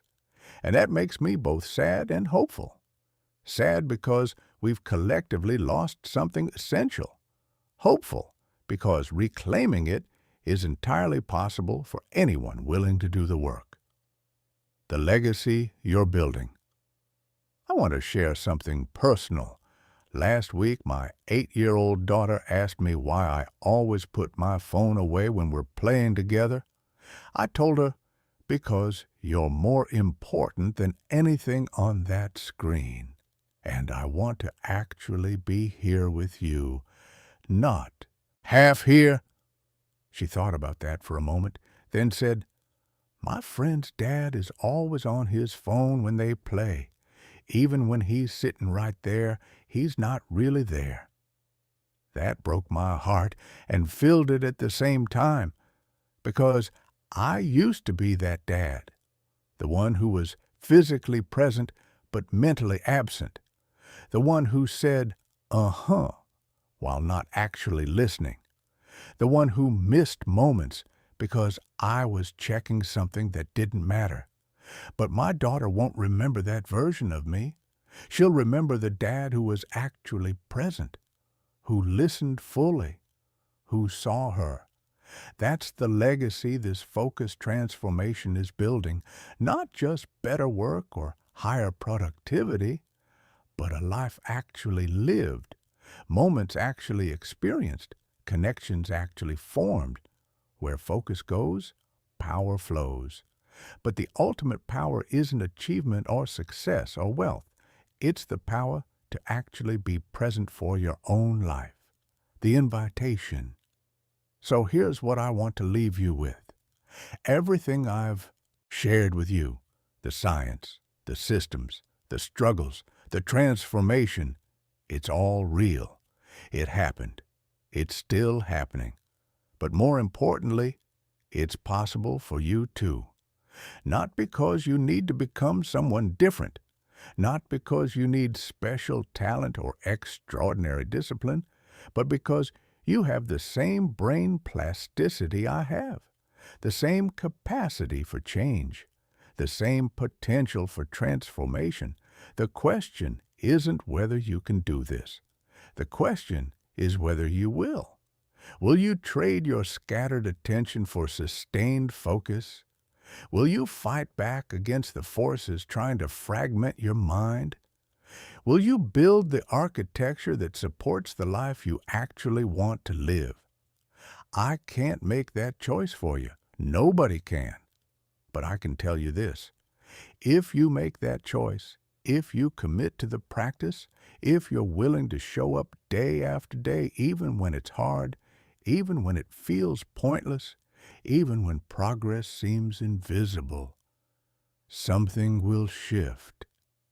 Maybe not today, maybe not next week, but gradually, imperceptibly, inevitably, you will transform. Your mind will become clearer. Your work will become deeper. Your relationships will become richer. Your life will become fuller. Not because you've achieved some perfect state of constant focus, but because you've learned to return over and over again for the rest of your life. The final truth. There's one last thing I need to tell you, and it's the most important truth I've learned on this entire journey. Focus isn't the destination. Presence is. All the techniques, all the systems, all the architecture, they're not about becoming a productivity machine. They're about becoming fully alive to your own experience. Because when you can control your thoughts, when you can direct your focus, when you can choose where your attention goes, you're not just controlling your mind, you're claiming your life. Every moment you're fully present is a moment you actually experience. Every hour of sustained focus is an hour you actually lived. Every day of intentional attention is a day that actually counted. The tragedy of scattered attention isn't just that it makes you less productive. It's that it makes you absent from your own existence. You go through life in a fog of partial awareness, never fully here, never fully experiencing, never fully alive. But the gift of focused attention is that you wake up, you come back, you return to your own life and actually live it. And once you've tasted that, once you've experienced what it feels like to be truly present, truly focused, truly here, You can never go back to sleepwalking through your existence. Where do we go from here? This is the end of our journey together, but it's just the beginning of yours. You have everything you need: the understanding of how your brain works, the architecture to support your focus, the protocols for maintaining clarity under pressure, the framework for complete transformation. What happens next is up to you. Will you close this and go back to the same scattered patterns? Or will you choose this moment, right now, as the turning point? Will you let another year pass in distraction? Or will you start building the focused life you actually want? The choice has always been yours. Power has always been yours.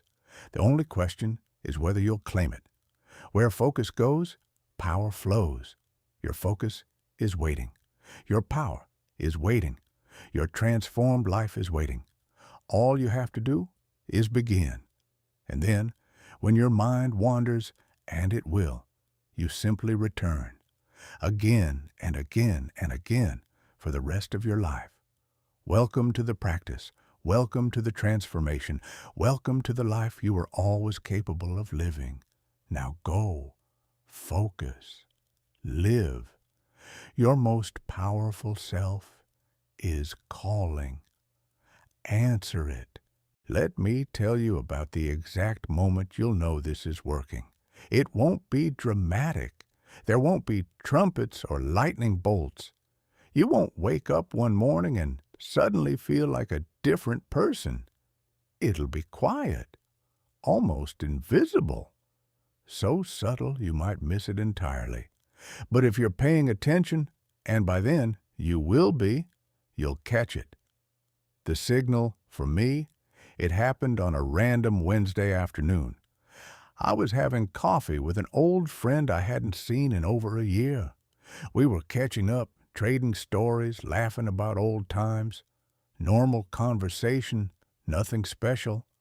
But then he stopped mid-sentence, looked at me with this puzzled expression and said, "What's different about you?" "What do you mean?" I asked. "I don't know. You just seem here, like actually here.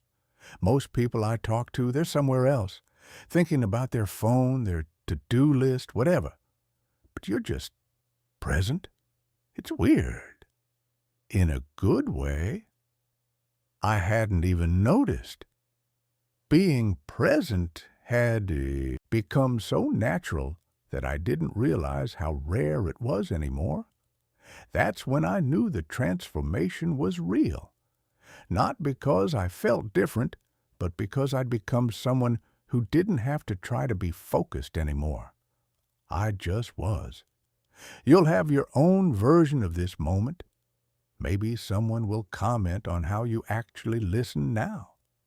Maybe you'll finish a project and realize you have no idea where the last 3 hours went. Maybe you'll catch yourself in a conversation and notice you remember every word because you were actually paying attention.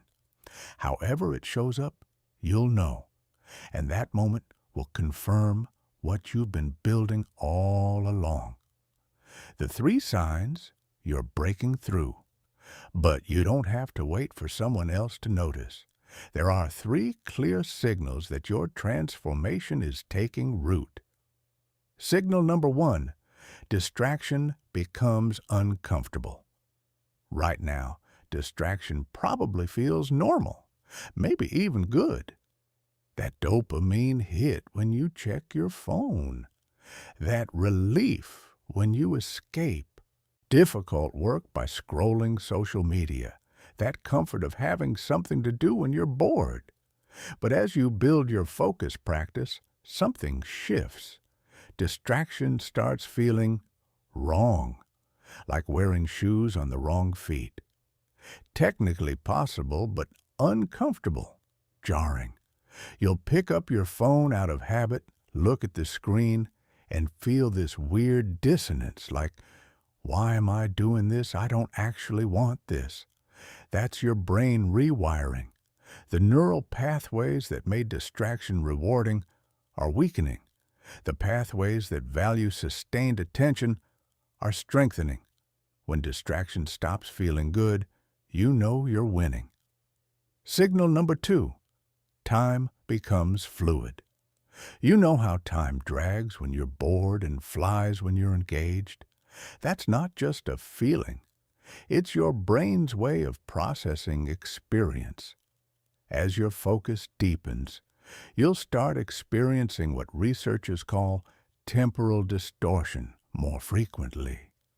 You'll sit down to work, blink, and 2 hours have passed. But it won't feel empty or wasted.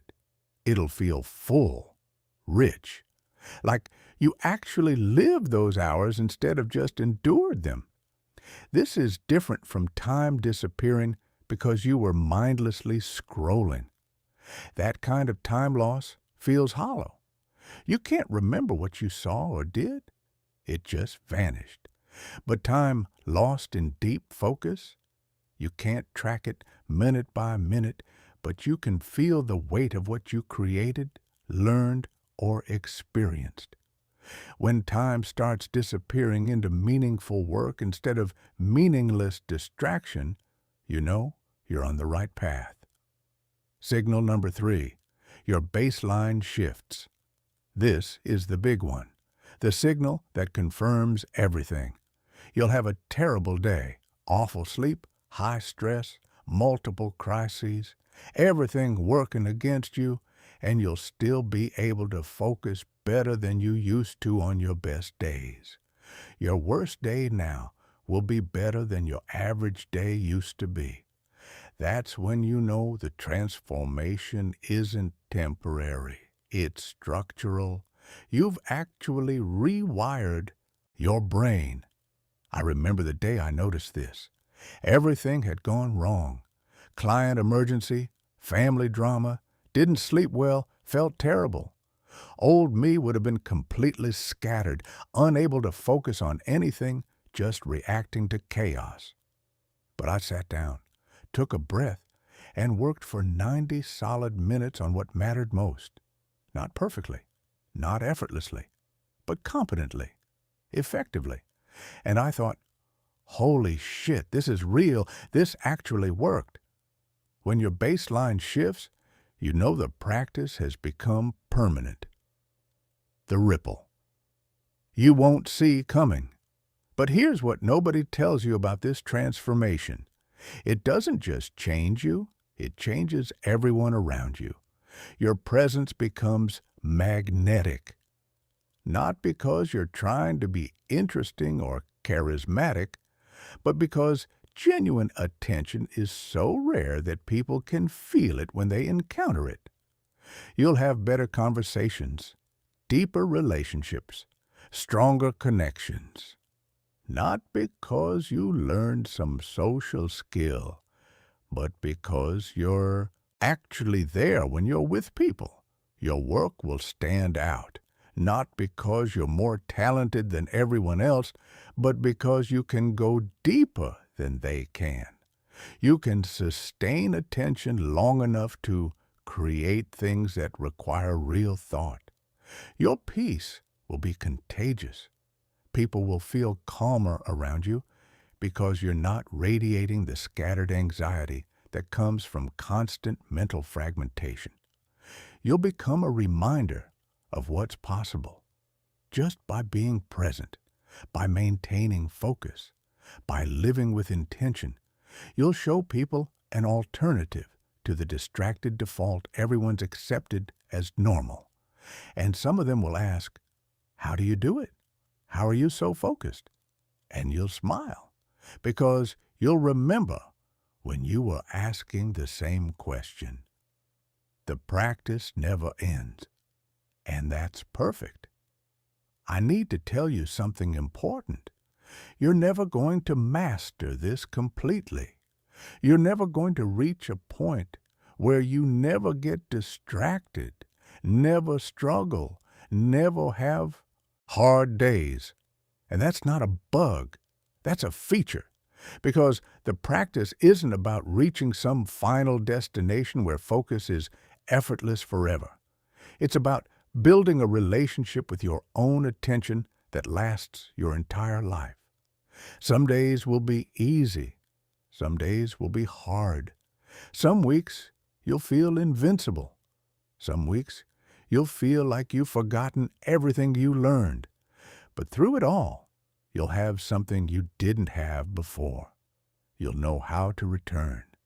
That's the real skill, not never wandering, but always being able to come back.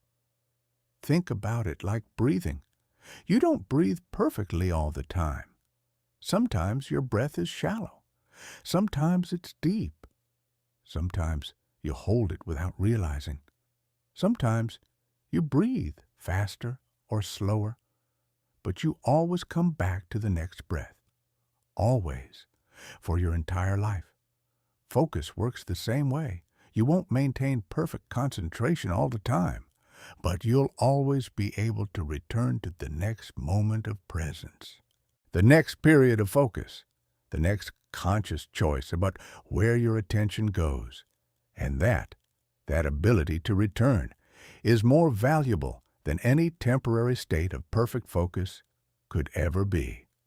Your story starts now. So here we are, at the end of my story and the beginning of yours. You've learned the science, you've seen the systems, you've heard the struggles and the breakthroughs. You know what's possible. But knowing isn't enough. Understanding isn't enough. Even believing isn't enough. The only thing that matters is what you do next. Will you close this and go back to scrolling? Will you tell yourself you'll start tomorrow, next week, when things calm down? Will you wait for the perfect moment that never comes? Or will you choose now, right now, this moment, the only moment you actually have? Will you put down your phone after reading this? Will you close the extra tabs? Will you take a breath and direct your attention toward something that actually matters to you? The transformation doesn't start with a grand gesture. It starts with one small choice, one moment of directed attention, one return from distraction, and then another and another and another, until one day someone looks at you and says, "What's different about you?" And you'll smile, because you'll know exactly what changed. You stopped letting your attention be stolen.